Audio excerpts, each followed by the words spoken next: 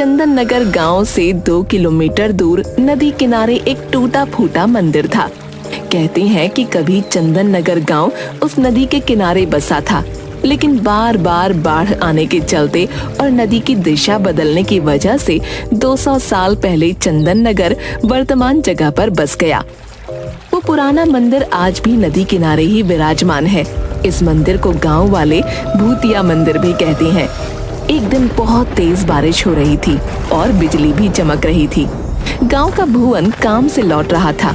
उसके कुछ ही दूरी पर गांव का नाई कनुआ कहीं से वापस लौट रहा था। अचानक से बिजली चमकी और मंदिर का घंटा बजने की आवाज आई। हे भगवान, आज क्या अनर्थ होगा पता नहीं, सब सुख रखना। तभी घंटे की आवाज और तेज होती गई और उसके सामने से कनुआ नाई उड़ता हुआ मंदिर की तरफ से गायब हो गया।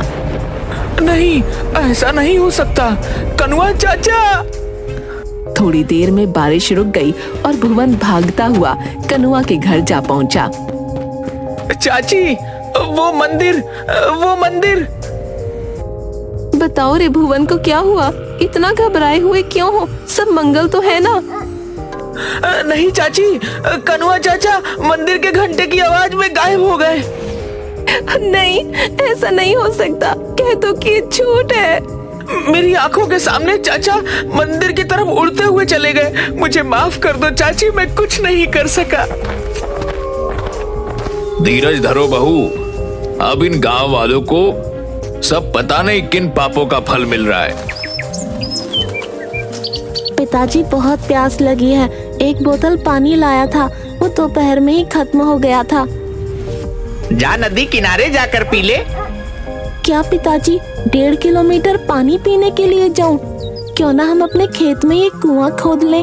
मेरे सपने में भी आता है कि हमारे खेत में एक कुआं है।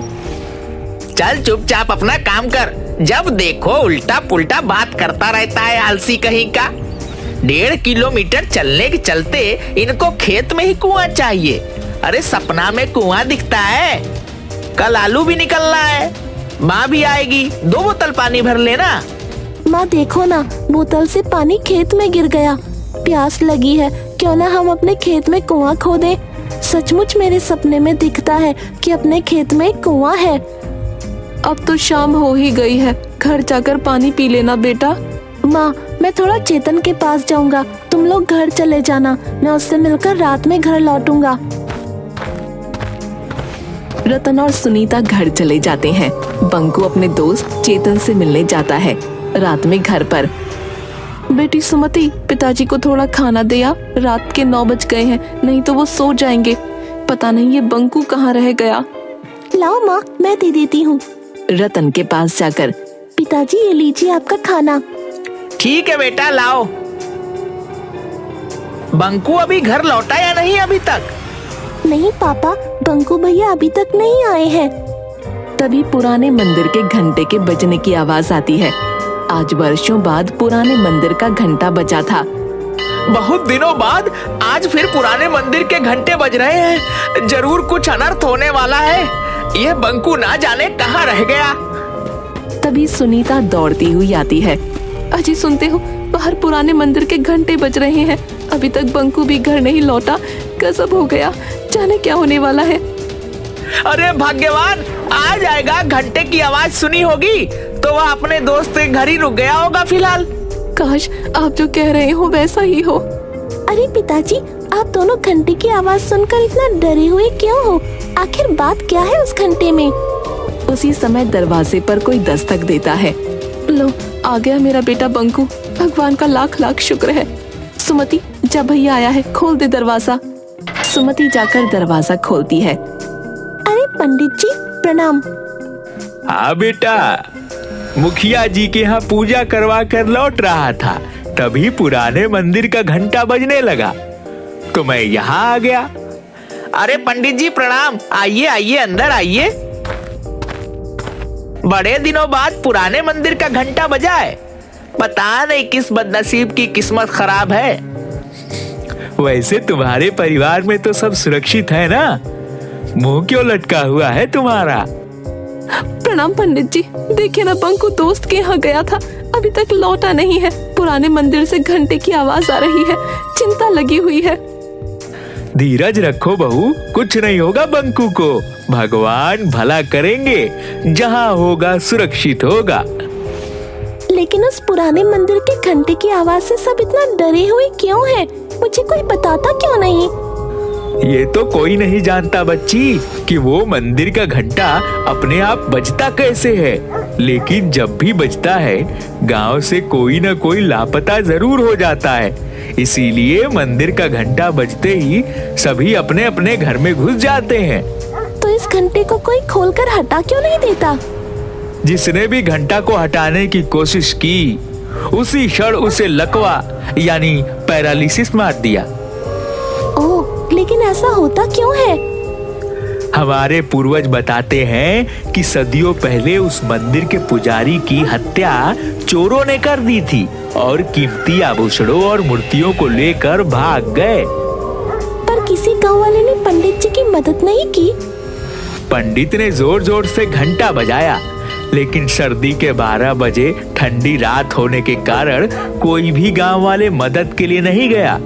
कहा जाता है कि उस पुजारी की आत्मा आज भी मंदिर में ही मौजूद है। जब जब पुजारी की आत्मा कुहकती है, मंदिर का घंटा बजने लगता है और गांव का कोई न कोई व्यक्ति गायब हो जाता है। उधर घंटा बजने के पहले बंकू अपने दोस्त चेतन के घर पर था। चेतन, रात काफी हो गई है, अब मैं चलता हूँ। पिताजी खाना खाते समय मुझे खोजते हैं। दरअसल मैं और पिताजी रात का खाना साथ में खाते हैं। ठीक है यार, तुम्हारे साथ भी पता नहीं चला कि टाइम कैसे गुजर गया, इतनी रात हो गई। तभी मंदिर का घंटा बजने लगता है। अरे बंकू, थोड़ी देर रुक जा यार, पुराने मंदिर का घंटा बजने लगा, जरूर कुछ होने वाला है। नहीं यार, पहले ही काफी लेट हो चुका है। पिताजी मेरे बिना खाए सो जाएंगे, और वैसे भी मैं इस अंधविश्वास को नहीं मानता। ठीक है, चलता हूँ, 10 मिनट में घर पहुँच जाऊंगा। चेतन के बार बार मना करने के बावजूद बंकू वहाँ से अपने घर की ओर चल देता है। जैसे जैसे वह चलता जाता, उसके कानों में पुराने मंदिर के घंटे की आवाज तेज होती जाती। घंटे की आवाज अब उसके कानों में इतनी तेज हो गई कि वो दोनों हाथों से कानों को ढक लेता है। फिर भी घंटे की आवाज उसके कानों में नश्तर की तरह चुभ रही थी।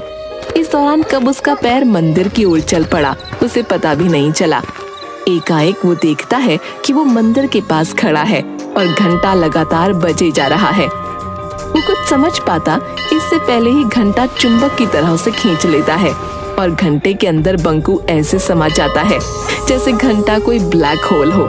इसके साथ ही घंटे की आवाज आनी बंद हो जाती है। इधर रतन के घर। चलो, घंटे की आवाज तो बंद हुई, भगवान करे कहीं कोई हादसा ना हुआ हो। ठीक है रतन, अब मैं चलता हूँ। बंकू भी तुम्हारा 10-15 मिनट में आ ही जाएगा। ठीक है पंडित जी, प्रणाम। सुनो जी, टॉर्च लेकर चेतन के यहाँ जाकर देखाओ। घंटे की आवाज तो बंद हुए आधा घंटा हो गया, बंकू अभी तक घर नहीं लौटा।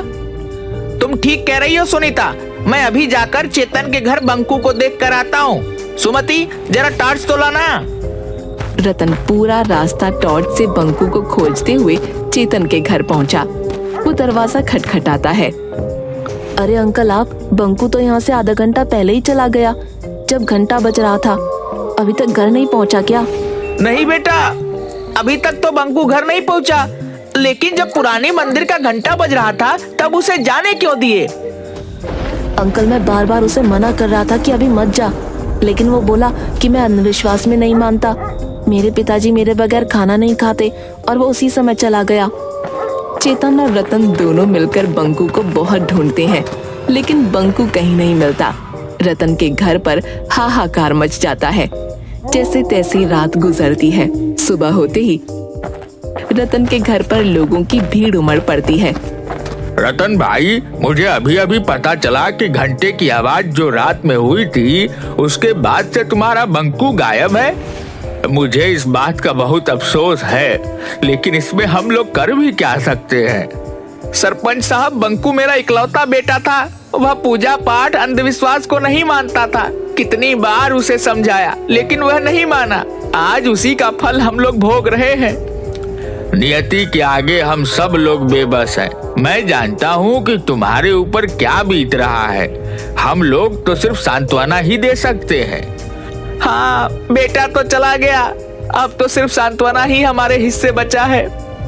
अभी कल ही वह कह रहा था कि पिताजी एक कुआं खेत में खुदवा दीजिए। मेरे सपने में आता है कि अपने खेत में एक कुआं है। 2-3 दिन बाद गांव में एक दुष्ट पंडित बाबा चूरन दास आते हैं। उसे पता चलता है कि रतन के घर से उसका इकलौता बेटा बंकू गायब हो गया है। इसी बात का वो फायदा उठाने की सोचता है और रतन के घर पर पहुंचता है। अलख निरंजन, कोई घर पर है बच्चा? बच्चा तो नहीं रहा। लीजिए महाराज, ये 1 किलो चावल स्वीकार कीजिए। नहीं माता, मैं भिक्षा मांगने नहीं आया। मुझे मालूम है कि तुम्हारा बच्चा पिछले दिनों गायब हो गया है। कोई बात नहीं, हम उसे वापस लाएंगे। महाराज की जय हो।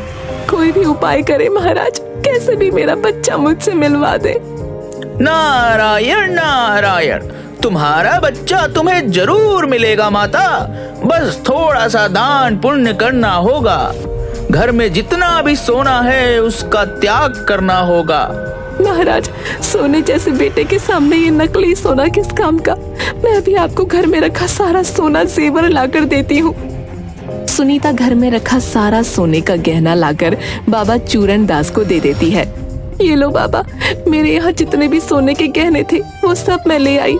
रुको, ये कान में मेरी बाली भी ले लो। मुझे मेरे बेटे से मिलवा दो बाबा। अलख निरंजन, अब चलो, हमें पुराने मंदिर चलना होगा। वहीं तुम्हारा बेटा तुमसे मिलेगा। बाबा चूरन दास सुनीता के परिवार को पुराने मंदिर की ओर ले चल पड़ते हैं। जल्दी ये बात पूरे गांव में फैल जाती है। बाबा चूरन दास बंकू को वापस लाएंगे। जिनके बच्चे या परिवार का कोई सदस्य अभी तक गायब हुए थे, सब अपने अपने घर के गहने लाकर बाबा चूरन दास के पास पहुंच जाते हैं। बाबा, ये लो मेरे घर के सारे गहने, हमारे बच्चे को वापस ले आओ। बाबा, मेरा भी चाचा को वापस ला दो। ये लो गहने, मेरे पिताजी को वापस ले आओ। ये लो गहने। जल्द ही बाबा के पास सोने के आभूषणों का अंबार लग जाता है।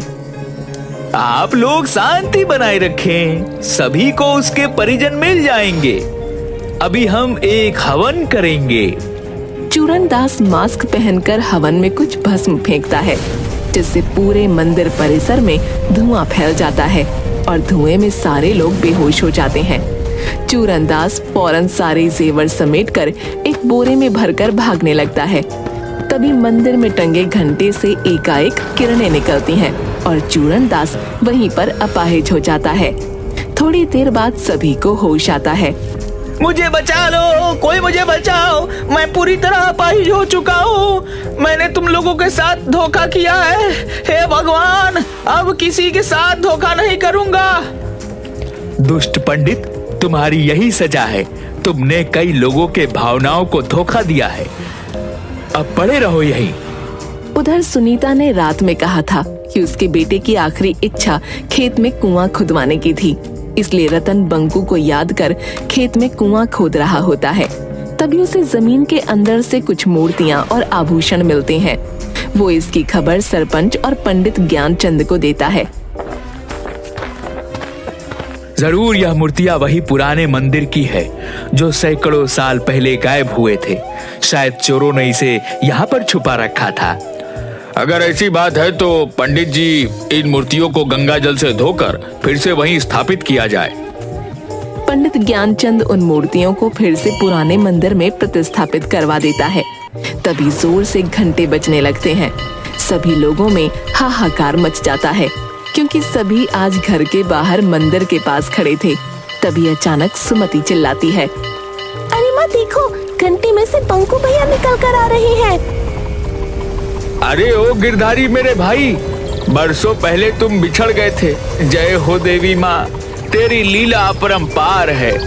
अरे रामधन भी, सभी लोग निकल रहे हैं। आप आ गए, मुझे यकीन था आप आओगे। घंटे में से गायब हुए लोगों को निकलता हुआ सब देख रहे थे। किसी का बेटा, किसी की बहन, किसी के चाचा, किसी के दादा, सब लोग अपने परिजनों से मिलकर बहुत खुश थे। अरे मैं ठीक हो गया। जय हो बाबा, जय भगवान, तेरी महिमा तू ही जाने। चूरन दास, भगवान ने तुझे नया जन्म दिया है, इसीलिए इस जन्म में तुम अच्छे कर्म करो, तुम इस मंदिर का देखभाल करो, यही भगवान का आदेश है।